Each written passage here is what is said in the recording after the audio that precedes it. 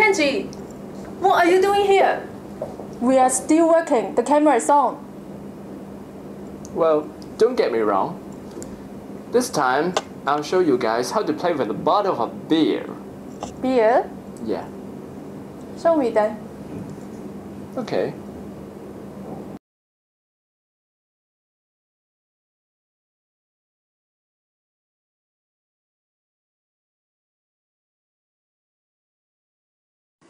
In the last episode, we have studied some basic knowledge of high-speed photography. This time, we will look into more details. To get the perfect, crystal clear image of a moment frozen in time, 3 important factors need to work together to produce a high-speed photograph. That is, detection, synchronization, and imaging.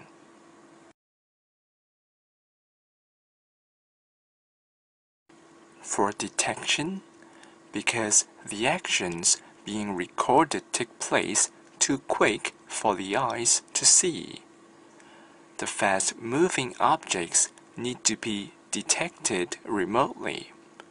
We may use some triggers, including sound, vibration, contact, or light interruption.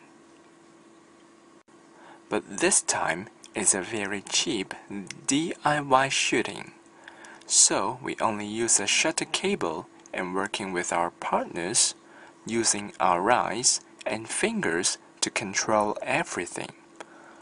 All we need to do is to click and let the flash capture the perfect moment for our objects.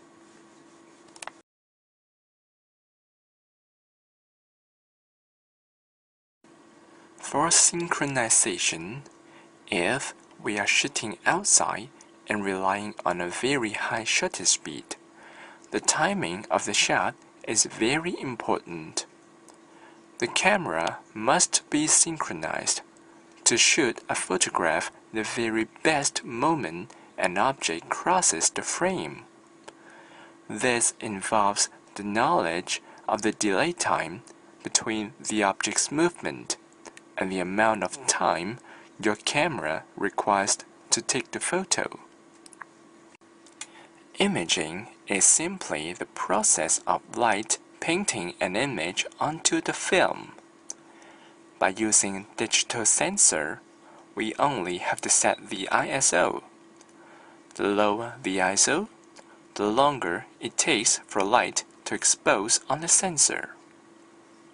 Even with precise preparation, high-speed photography relies on how lucky for us to get that great shot. Catching the perfect moment could take more than 100 shots over many hours. All you need to do is to try and try. In order to avoid any vibration, I use the shutter cable. And again, remember to use a flash or a strobe light for freezing the proper moment for high-speed photography.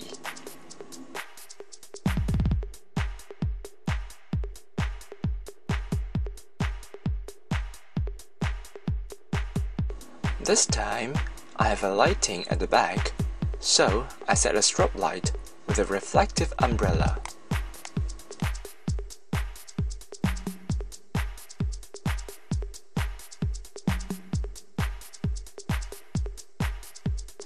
Before dropping anything, you will have to instruct your partner with details. Let her know what you're going to do and forecast her what will be the result.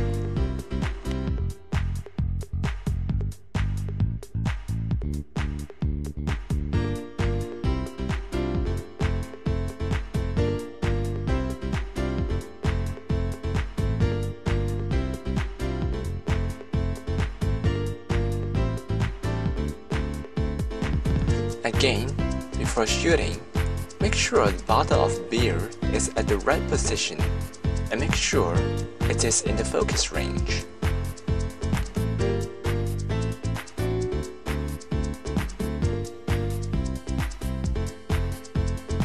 Check carefully the position of the object in your viewfinder, since you will be capturing the object in the limited space of the photo.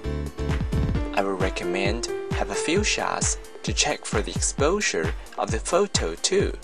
Once everything is ready, count on 3 and release the shutter continuously to capture the proper image. The picture is being reversed in Photoshop and creates an interesting illusion of the water coming out from the bottle and the reverse direction of our gravity force.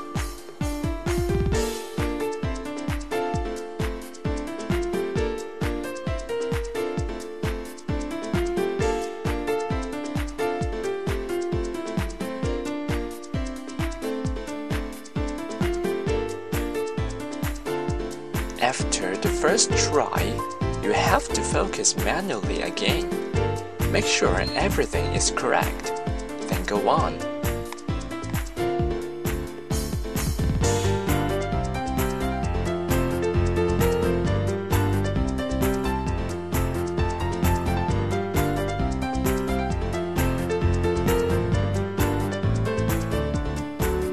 Try to get the bottle more higher if possible.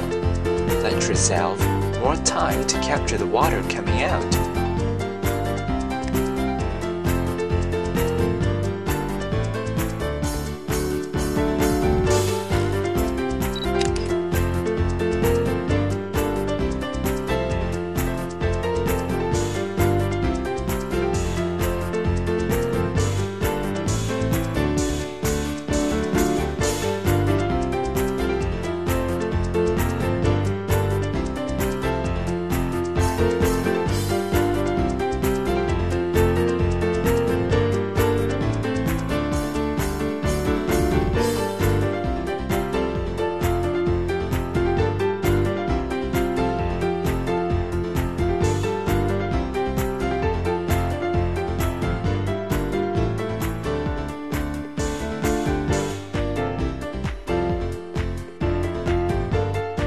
Since shooting water may be a tiring job, 1 to 2 more assistants are recommended.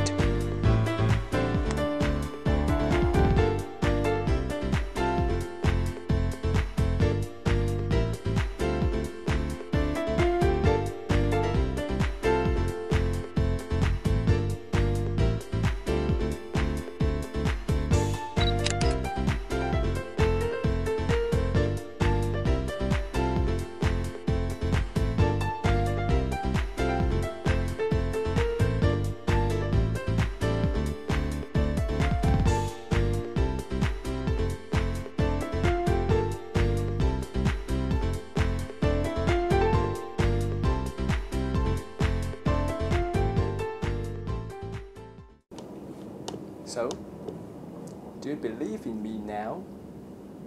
Yes, you're right. Okay.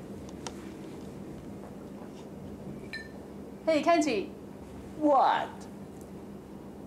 Ah. Yes.